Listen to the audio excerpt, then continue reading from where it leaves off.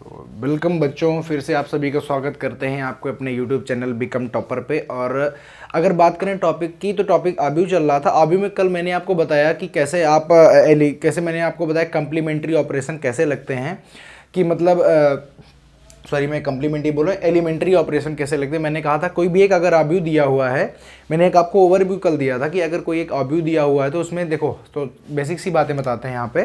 जैसे कोई एक आब्यू दिया हुआ है तो उसमें आप कैसे लगा सकते हो, आप कैसे उसमें ट्रांसफॉर्मेशन कैसे कर सकते हो। तो पहला नियम मैंने बताया था, मैंने कहा था कुल टोटल होते हैं 6 नियम। एक कुछ होते हैं रो के हिसाब से और कुछ होते हैं कॉलम के हिसाब से, ठीक है, कॉलम के हिसाब से होते हैं। तो मैंने कहा था रो के हिसाब से होते हैं कि आप किसी भी दो रो को आपस में क्या कर सकते हो, इंटरचेंज कर सकते हो। यही तो मैंने बताया था कि R1 रो को R2 बना सकते हो और R2 रो को R1 बना सकते हो। इसका मतलब ये है कि R1 रो की जगह के एलिमेंट की जगह पे R2 के एलिमेंट लिख सकते हो और R2 एलिमेंट की जगह पे R1 के एलिमेंट लिख सकते हो। ये था पहला ऑपरेशन। ऐसे भी सेम आप कॉलम में भी कर सकते हो, किसी कॉलम को आप चेंज कर सकते हो। इंटरचेंज का मतलब होता है कि आप इस कॉलम की जगह पे इस कॉलम को लिख दो और इस कॉलम की जगह पे आप इस कॉलम को लिख सकते हो। कॉलम को लिखने का मतलब है कि इसके एलिमेंट, जैसे C1 के एलिमेंट हैं वो पूरा आप C2 कॉलम पे लिख दो और पूरे C2 के कॉलम के पूरे उठा करके C1 कॉलम पे लिख दो, ऐसा आप कर सकते हो। ये था पहला रूल। दूसरा रूल ये बताया था कि जैसे कोई एक क्या दिया गया, मैट्रिक्स दिया गया है, तो उसमें आप क्या कर सकते हो। अभी तक क्या करते थे, जैसे अब मान लो हमने मैट्रिक्स के बाहर 2 लिख दिया, तो वो जो 2 होता था वो मैट्रिक्स के हर एक एलिमेंट के अंदर, मतलब हर एक तत्व के साथ में मल्टीप्लाई होगा या डिवाइड हो जाएगा जाके, ठीक है। लेकिन यहाँ पे क्या करना है, यहाँ पे आपको एक और सुविधा दी गई कि आप किसी पर्टिकुलर कॉलम या पर्टिकुलर रो के एलिमेंट के साथ में आप किसी भी अशून्य संख्या, मतलब नॉन जीरो का आप मल्टीप्लाई कर सकते हो। जैसे मैंने बोला कि मुझे R1 में मुझे R1 रो में 2 का मल्टीप्लाई करना है, तो आप ऐसे लिख सकते हो R1 चेंज इनटू 2R1, मतलब R1 में 2 का क्या करना है, गुणा करना है। तो अब जब आप मल्टीप्लाई करोगे तो 2 का गुणा सिर्फ और सिर्फ R1 रो के एलिमेंट के साथ में ही होगा, ना कि सारे एलिमेंट के साथ में, ठीक है। ऐसे ही एज वेल एज आप कॉलम के साथ भी कर सकते हो। जैसे आपको मान लो C2 कॉलम में आपको क्या करना है, 3 का मल्टीप्लाई करना है, तो आप लिख सकते हो C2 3 मल्टीप्लाई C2, मतलब अब जो C2 कॉलम है उसको आप 3 से मल्टीप्लाई कर सकते हो।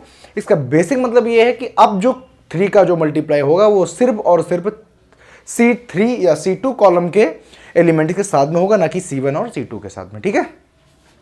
आगे बात करें तो तीसरा अधिकार आपको यह दिया गया था कि अब आप जैसे अभी यहाँ पे इंटरचेंज कर रहे हैं, तो अब आप कैसे चेंज कर सकते हो। मान लो हमें R1 चेंज करना है, और कैसे चेंज करना है, तो R1 को आप किसी भी रो के साथ में मल्टीप्लाई करके तो किसी दूसरी रो के साथ में जोड़ के भी रिप्लेस कर दो या घटा के। जैसे कैसे, मान लो आपको R1 के साथ में प्लस माइनस 3R2 R3 को जोड़ के R2 को प्लस माइनस या प्लस 3, जैसे अभी क्या करते थे, R1 की जगह पे एलिमेंट किसके लिख दिया, R2 के लिख दिया।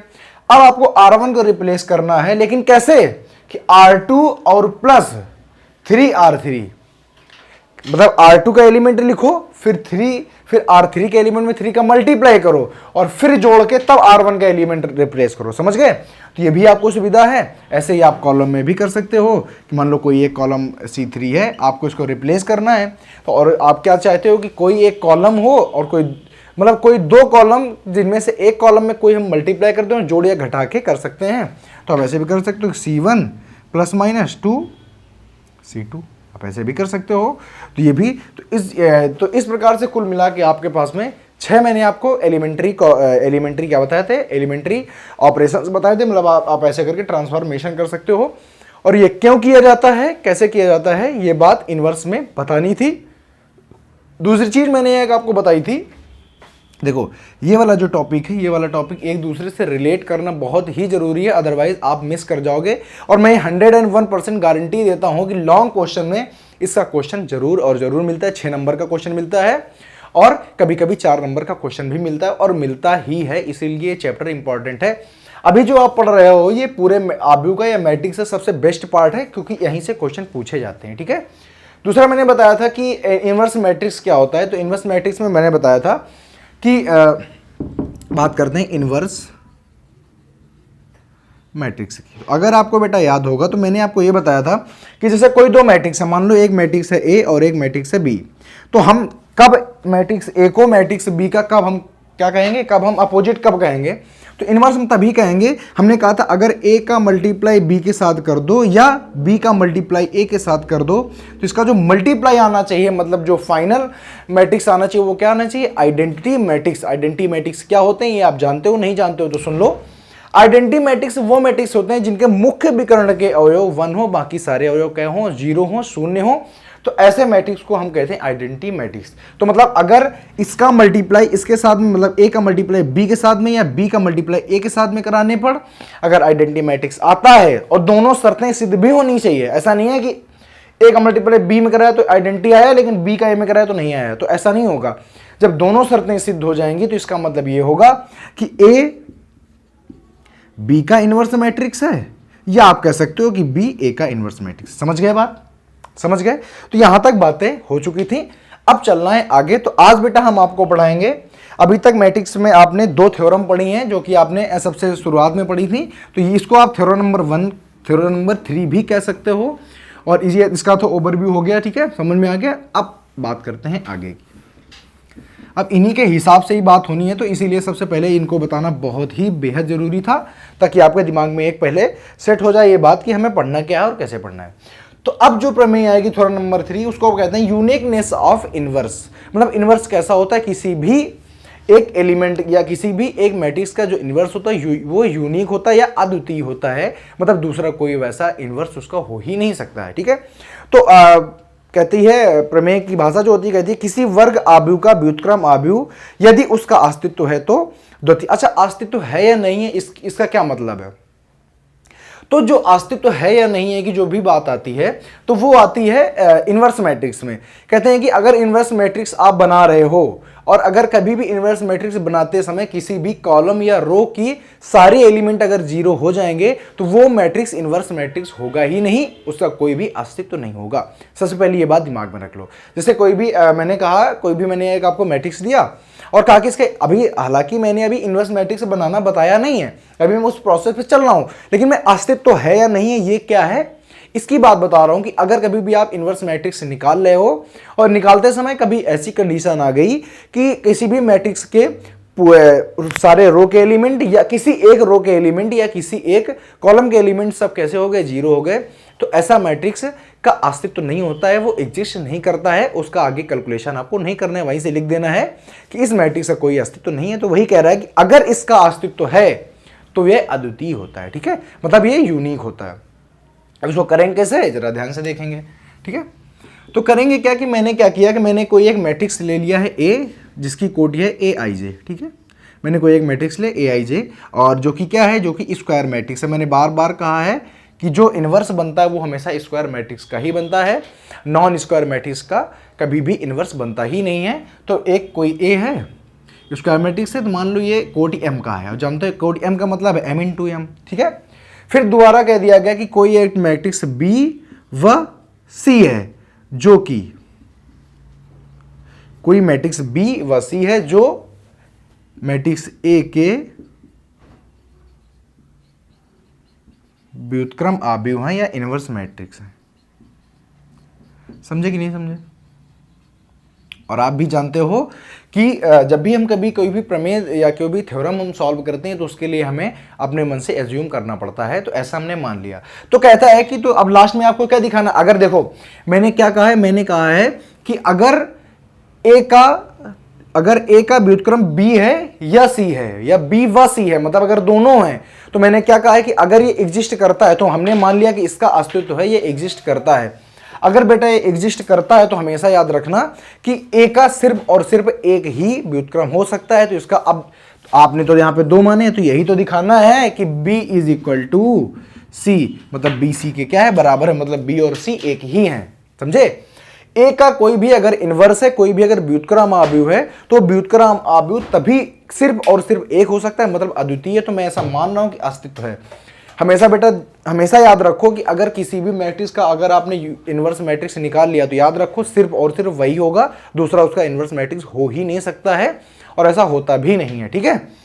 तो अब हमें क्या करना है कि अगर ये दोनों इसके क्या हैं, हमने माना ना कि ये एक मैट्रिक्स है और बी व सी इसके क्या है, व्युत्क्रम आव्यूह हैं। तो आप जानते हो कि किसी भी मैट्रिक्स का व्युत्क्रम आव्यूह या इनवर्स मैट्रिक्स सिर्फ और सिर्फ एक हो सकता है। मतलब अच्छा, यूनिक अद्वितीय का मतलब क्या है? अद्वितीय का मतलब है कि उसके जैसा दूसरा कोई नहीं है, समझे? तो इसीलिए कहते हैं यूनिकनेस ऑफ इनवर्स, मतलब अगर इनवर्स किसी का निकला तो फिर बस वही है, दूसरा आप सॉल्यूशन से निकाल ही नहीं सकते हो। तो इसका मतलब ये है। तो अब हमें निकालने का b इज इक्वल टू सी निकालना है, ठीक है। अब देखो करते हैं आगे एक बात, तो इसको हम सिद्ध कैसे करेंगे। तो इसका क्या मतलब, जैसे अगर ये इसका इनवर्स मैट्रिक्स है, अभी मैंने बताया कि इनवर्स मैट्रिक्स की अगर परिभाषा पे जाएं तो परिभाषा कहती है कि अगर a का b अगर इनवर्स मैट्रिक्स हो, और है भी क्योंकि हमने ऐसा लिखा हुआ है, अगर है तो a इंटू बी या b into A is equal to I होना चाहिए। तो भैया अगर है तो होगा। अगर कहता है कि c भी है तो a इंटू सी या c into A is equal भी आई होना चाहिए। आई का मतलब आइडेंटिटी मैट्रिक्स होना चाहिए, ठीक है। तो अगर मैं एक चीज ले लूं, अगर मैंने मान लो b से चालू किया, b से सॉल्व करना शुरू किया, इसको मानो इक्वेशन फर्स्ट, इसको मानो इक्वेशन नंबर सेकंड, ठीक है। मैंने एक लिया, मैंने कहा कि b इज इक्वल टू, बेटा क्या b is equal to I B नहीं लिख सकते हो या बी आई नहीं लिख सकते हो? सर बिल्कुल लिख सकते। क्यों लिख सकते हैं? क्योंकि i जो होता है वो होता है आइडेंटिटी मैट्रिक्स, इसका जो मान होता है वो होता है यूनिट, मतलब 1 होता है, ठीक है। ऐसे लिख सकते हो। तो अगर हम यहाँ पे देखें कि यार यहाँ पे क्या लिखा हो, यहाँ पे लिखा हुआ है आई, जहाँ पे जबकि हमें आई क्या दिया गया है, हमें आई दिया गया है AC। तो हम अगर हमने बी लिया है तो हम क्या लेंगे, AC वाला लेंगे। तो हमने कर दिया कि b इज इक्वल टू आई की जगह पे क्या रख दें, आई की जगह पे AC रख दें या CA कोई भी रख दो एक। तो हमने कहा AC रख दें या CA रख दें हम, तो हमने लिख दिया CA रख दिया और इनटू का b, ठीक। तो अगर हम यहां से देखने की कोशिश करेंगे, b is equal to C into A into B, यही तो होगा जब इंटू में है। अब बताओ A into B is equal to क्या है?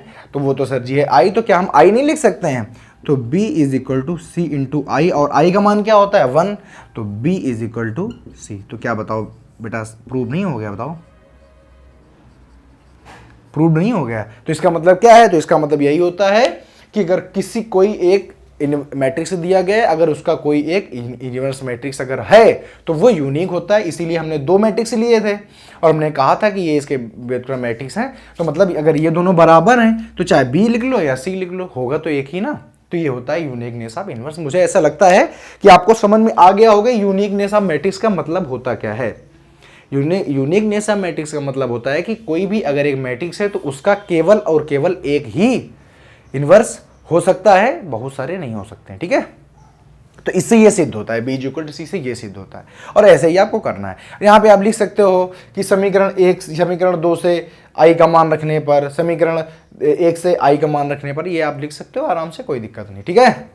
चलो स्क्रीनशॉट जो करना चाहे कर सकता है। बकाया समझ में बहुत बेहतर तरीके से आया होगा और आना भी चाहिए, तभी आपकी नैया आगे लगेगी, तभी आप आगे भी बढ़ पाओगे, ठीक है।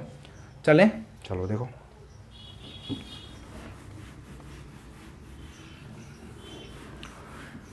अब हमारे पास एक और इक्वेशन है, उसको भी हम बहुत बेहतरीन तरीके से समझाने की कोशिश करेंगे। बस आप समझने की कोशिश अपनी बेहतरीन रखिएगा, ठीक है।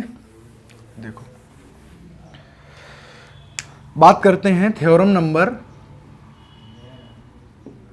4। किसकी बात करते हैं? थ्योरम नंबर 4 या प्रमेय नंबर 4 की बात करते हैं। अगर बेटा प्रमेय नंबर 4 को अगर हम पढ़ने की कोशिश करें तो लिखा क्या हुआ है? लिखा हुआ है यदि a तथा b समान कोटि के व्युत्क्रम आव्यूह हैं। मतलब अब इसमें कह रहा है कि जो a है और जो b है ये दोनों कैसे हैं? समान कोटि के हैं, मतलब सेम ऑर्डर के। किसके? सेम ऑर्डर के या समान कोटि के क्या हैं? अगर व्युत्क्रम आव्यूह हैं, कहता है कि अगर सेम ऑर्डर के इनवर्स मैट्रिक्स हैं, क्या हैं? इनवर्स मैट्रिक्स हैं, तो कहता है तो बताओ, तो हमें दिखाना क्या है? तुमको दिखाना है, हमें दिखाना है A B inverse is equal to B inverse A inverse. ये हमको क्या करना है? दिखाना है, प्रूव करना है, ठीक है। इसको प्रूव करने के लिए हम क्या करेंगे? तो अब हमारे पास क्या है? तो हमारे पास कोई एक मैट्रिक्स ए है और एक कोई मैट्रिक्स बी है, ऐसा हम लेके चलते हैं, ठीक है। हमने मान लिया कि मेरे पास कोई एक मैट्रिक्स है ए है, तो लेट कर लो यहाँ पे, लेट हमारा तो कोई मैट्रिक्स ए है और कोई मैट्रिक्स बी है, ठीक है। तो अभी मैंने आपको रूल ये भी बताया है, अगर नहीं बताया तो सुन लीजिए कि अगर कोई जैसे मान लो एक मैट्रिक्स ए है, ठीक है, और इसका हमने इनवर्स मैट्रिक्स निकाला ए, तो क्या हो जाएगा? ए की पावर -1 या ए इनवर्स हो जाएगा। तो इसका जो मान होता है वो क्या होता है, आई होता है। समझ गए, ये रूल होता है। समझ गए कि नहीं?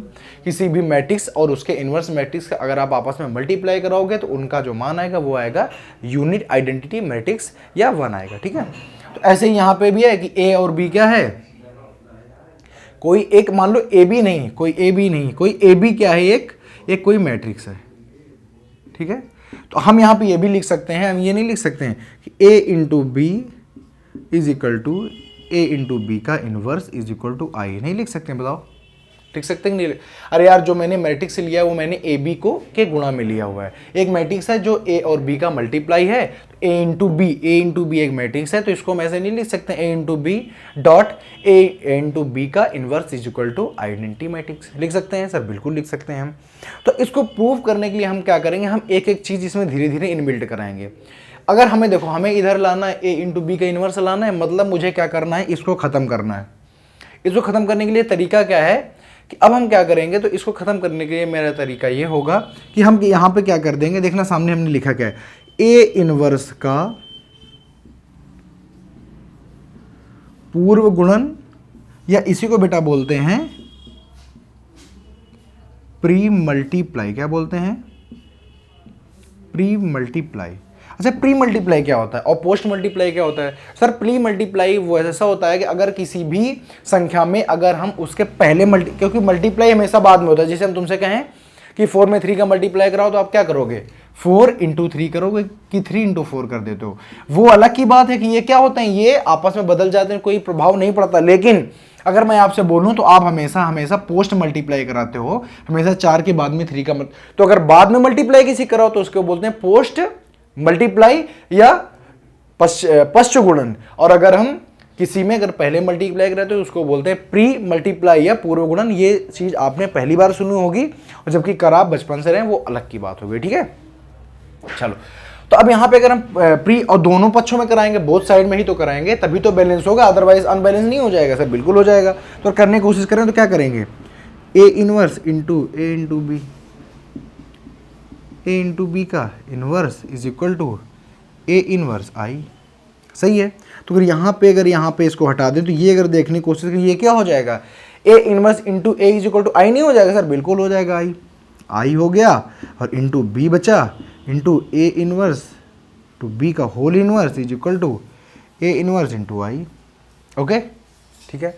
अब हम क्या करें, अगर हम बी इनवर्स का भी अगर पोस्ट मल्टीप्लिकेशन करवा दें, अगर हम प्री मल्टीप्लिकेशन करवा दें, तो इसका मतलब क्या है, तो अभी ये भी खत्म हो जाएगा।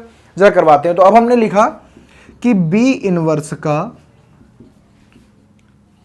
प्री मल्टीप्लिकेशन या मल्टीप्लाई कराने पर, तो भैया करवा दिया। अब पोस्ट काहे नहीं करवा रहे हो, अभी तो पूछ लो कि भैया पोस्ट काहे नहीं, पोस्ट करवाने में रिक्स है क्योंकि ये इसके अंदर घुसेगा, समझ रहे हो, पोस्ट में रिक्स है, तो पोस्ट नहीं कराएंगे, आप प्री कराओगे। तो आई को क्या हम 1 नहीं लिख सकते सर, बिल्कुल 1 नहीं लिख सकते, तो इसको खत्म कर देंगे, लिख देंगे B inverse into B is equal to A B का whole inverse is equal to B inverse into A inverse. अब प्री मल्टीप्लाई समझे काहे करवा रहे थे, प्री मल्टीप्लाई इसलिए करवा रहे थे क्योंकि हमें बी को पहले लाना था, बी इनवर्स को पहले लाना था। अगर हम पोस्ट मल्टीप्लाई कराते तो यहाँ से हमारा काम तो बनता, लेकिन यहाँ पे हमारा काम खराब हो जाता। क्यों खराब हो जाता, क्योंकि हमें बी इनवर्स लाना है ना पहले, ना कि हमें बी इनवर्स बाद में लाना है। तो अगर हमें बी इनवर्स अगर पहले लाना है तो इसके लिए हमें क्या करना पड़ेगा, प्री मल्टीप्लाई कराने पड़ेगा, पूर्व गुणन कराना ही पड़ेगा। तो देखो यहाँ से क्या देख रहे हो, इसका क्या हो जाएगा सर 1 हो जाएगा, तो 1 या आइडेंटिटी हो जाएगा। आई और आई का मान क्या होता है 1 होता है, ए इंटू बी का inverse is equal to B inverse into A inverse. Okay, इतना हो गया। इसका मान होता है 1, तो हो जाएगा a इंटू बी का whole inverse is equal to B inverse into A inverse. बताओ कोई दिक्कत है, ये हो गया आपका प्रूव्ड। बताओ कोई दिक्कत, तो ऐसे आपको प्रूव करना है ये वाली मैट्रिक्स को, ठीक है। बताओ किसी बच्चे को कोई भी टेंशन है, दिक्कत है, अगर ऐसा कुछ लग रहा है कि समझ में नहीं है तो हमसे पूछ सकता है। हालांकि ऐसी इसमें कोई भी रॉकेट साइंस नहीं लिखी हुई है। अगर हम ये मान सकते हैं कि जो आप सोच रहे थे यूनिकनेस आप जो थी वो थोड़ी सी डिफिकल्ट थी, वो थोड़ा सा माइंडेड था, समझना था कि यूनिकनेस आखिरकार है क्या, इसका अस्तित्व होता है नहीं होता, ये क्या चीज़ है, ये सारी चीज़ें समझने वाली थी। लेकिन ये वाली चीज़ें सरल थी और इसको आपको प्रूव करना बहुत बार पूछा गया है। और नहीं मानते हो तो आप जो भी प्रैक्टिस सेट लगाते हैं, या अगर आपने किसी का क्वेश्चन बैंक खरीदा उसमें आप देख भी सकते हैं कि ये कितनी बार पूछा गया और कितना इंपॉर्टेंट है। बेहद इंपॉर्टेंट है, इसलिए इसको आप बहुत ही गौर से देखेंगे और याद रखेंगे, और जब भी कभी चांस आएगा आराम से करेंगे और पूरे नंबर गेन करेंगे। या 2 नंबर, 3 नंबर या 4 नंबर में भी पूछा जा सकता है। ठीक है, अच्छा बात करते हैं। तो ये वाला हो गया, फटाफट स्क्रीनशॉट करेंगे फिर हम आगे बढ़ेंगे। चलो आगे बढ़ें। अब देखो आगे,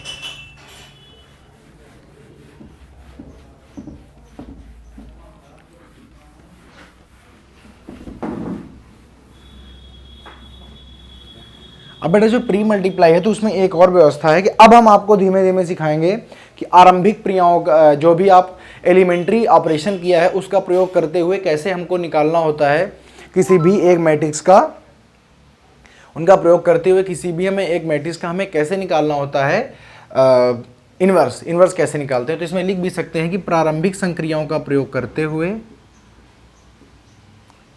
प्रारंभिक संक्रियाओं का प्रयोग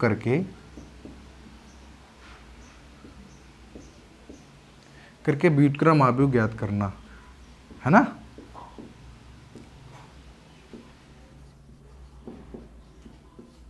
ज्ञात करना। अगर बात करें मैं इंग्लिश वालों की तो using the elementary operations find out the inverse matrix. ठीक है, कैसे how to find out the inverse matrix, कैसे हम फाइंड आउट करेंगे इनवर्स मैट्रिक्स को यूज करते हुए एलिमेंट्री ऑपरेशंस या एलिमेंट्री ट्रांसफॉर्मेशन। तो एलिमेंट्री ट्रांसफॉर्मेशन क्या होते हैं, सबसे पहले बता दिया था कि उसमें 3 रूल होते हैं, वही मिलके 6 बन जाते हैं, क्योंकि वही रूल रो के लिए होता है, वही रूल कॉलम के लिए होता है। अब यहाँ पे बहुत ही ज़्यादा समझने की बात है, दिमाग से समझना। क्या करते हैं, अच्छा देखो एक चीज़ मैं आपको बताता हूँ। जैसे आप इन्वर्स निकालने जाते हो, ठीक है, मान लो आपने एक आपको ए मैंने दे दिया, कोई भी दे दिया ए, मैंने कहा 4, 5, 6 और 7। अगर मैं कह दूं कि इसका क्या निकाल दो, इन्वर्स मैट्रिक्स, मतलब ए इन्वर्स आपको क्या करना है, निकाल के दिखाना है। तो आप कैसे करते हो, तो अब देखो यहाँ पे एक शर्त लग जाती है कि प्रारंभिक संक्रियाओं का प्रयोग करते हुए यूजिंग द एलिमेंट्री ऑपरेशंस या transformation find out the inverse matrix. मतलब अब आप स्वतंत्र नहीं हो, आपको एलिमेंट्री ऑपरेशन का प्रयोग करना ही है, बाकी ऐसे आप नहीं निकाल सकते हो। तो इसके लिए क्या करना होता है, इसके लिए आपके पास 2 तरीके हैं। या तो आप क्या करो, एलिमेंट्री रो ऑपरेशन लगा दो, एलिमेंट्री रो ऑपरेशन लगा दो, या आप एलिमेंट्री कॉलम ऑपरेशन लगाओगे। मतलब या तो आप कॉलम चेंज करोगे या तो रो। लेकिन खास बात जो है बेटा ये याद रखनी है कि अगर आपने एलिमेंट्री रो ऑपरेशन लगाया, मतलब अगर आपने पंक्तियों को चेंज करना चालू किया, तो फिर पूरे के पूरे इनवर्स में, पूरे के पूरे सवाल में आप सिर्फ और सिर्फ रो को ही चेंज करोगे, बीच में कॉलम को चेंज नहीं करोगे। यह चीज बहुत ही खास है, दिमाग लगा के सुनना, वरना मैं जिम्मेदार नहीं हूं, सवाल गलत हो जाएगा। मतलब मैं क्या कह रहा हूं, तो मैं कह रहा हूं कि अगर एक बार, मैं यहां पे लिख भी देता हूं कि अगर एक बार आपने क्या किया, एलिमेंट्री रो ऑपरेशन को चूज किया है। एलिमेंट्री रो मतलब अगर पंक्ति को बदलना चालू कर दिया, पंक्ति को चेंज किया, तो होल क्वेश्चन में या होल सॉल्यूशन में आप रो को ही चेंज करेंगे, रो को ही चेंज करेंगे। मतलब मेरा कहने का ये है कि अगर आपको डिसाइड करना है कि जैसे ये वाला कोई एक क्वेश्चन आ गया, ये वाला जैसे क्वेश्चन है, ध्यान समझना, ये वाला क्वेश्चन है। अब मैंने इसमें इनवर्स मैट्रिक्स पूछा है सर, बिल्कुल पूछा है। ये इनवर्स मैट्रिक्स आप 2 तरीके से निकाल सकते हो, या तो आप एलिमेंट्री रो ऑपरेशन लगाओ, या तो आप एलिमेंट्री कॉलम ऑपरेशन लगाओ। तो सवाल करने से पहले सबसे पहले आपको ये फैसला लेना होगा कि मैं एलिमेंट्री रो ऑपरेशन लगाऊंगा, एलिमेंट्री कॉलम ऑपरेशन। ये कोई रॉकेट साइंस नहीं लिखी हुई है, ये किसी के फुल फॉर्म नहीं है। ये इतना है कि आप पंक्तियां बदलना चाहते हो उस क्वेश्चन में, या रो बदलना, या आप कॉलम बदलना या स्तंभ बदलना चाहते हो। अगर आपने पंक्ति बदल के उस क्वेश्चन को चालू किया तो आप पूरे क्वेश्चन में पंक्ति को ही बदलोगे। अगर आपने कॉलम को बदल के पूरे चालू किया है तो आप पूरे कॉलम में सिर्फ और सिर्फ कॉलम को ही बदलोगे, मतलब स्तंभ को ही बदलोगे। बीच में पंक्ति बीच में नहीं आएगी, अदरवाइज क्वेश्चन गलत हो जाएगा। ठीक है, क्यों गलत हो जाएगा? क्योंकि उसके लिखने के तरीके में अंतर आएगा और उसके सॉल्व करने के तरीके में अंतर आएगा। ठीक है, चलो अब इसमें भी यही हो जाता है कि अगर एक बार आपने क्या कर दिया, अगर एक बार आपने स्तंभ ले लिया, अगर एक बार आपने कॉलम को ले लिया है, तो फिर होल क्वेश्चन में आपको, पूरे क्वेश्चन में सिर्फ और सिर्फ कॉलम को ही लेके चलना है। बेटा हमें कई बार जब हम भी पढ़ते थे तो हमें भी कई बार ये चीज समझ में नहीं आती थी। क्यों नहीं आती थी? क्योंकि हमें कोई ऐसे बताता नहीं था कि आप कैसे करोगे, क्या करोगे, कहां से करोगे। उसमें सिर्फ बताया जाता था कि ऐसे चेंज होता है, वैसे चेंज होता है, और हम लोग गड्ढे में चले जाते थे। ठीक है, लेकिन मैं आपको बता रहा हूं कि एक चीज करनी है, सबसे पहले चुन लो उसको। तो मान लो कि तुमने, किसी भी बच्चे ने कमर कसी कि मैं क्या करूंगा, मैं एलिमेंट्री रो ऑपरेशन, नोट हो गया है, एलिमेंट्री रो ऑपरेशन से ही पूरा अपना क्या करूंगा, क्वेश्चन का सोल्यूशन कर डालूंगा, मैं कॉलम को नहीं लूंगा। ठीक है, तो जब भी बेटा क्या करना है, अब देखो अभी तक जब आप अभी अब देखो यूज आ रहा है, अब तुमको पता चलेगा कि मैंने वो एलिमेंट्री रो ऑपरेशन या प्रारंभिक संक्रियाएं क्यों पढ़ाई थी। तो मान लो कि तुमने डिसाइड किया कि मैं क्या करूंगा, एलिमेंट्री रो ऑपरेशन लगाऊंगा, मतलब पंक्तियों को बदल के अपना पूरा क्वेश्चन करूंगा।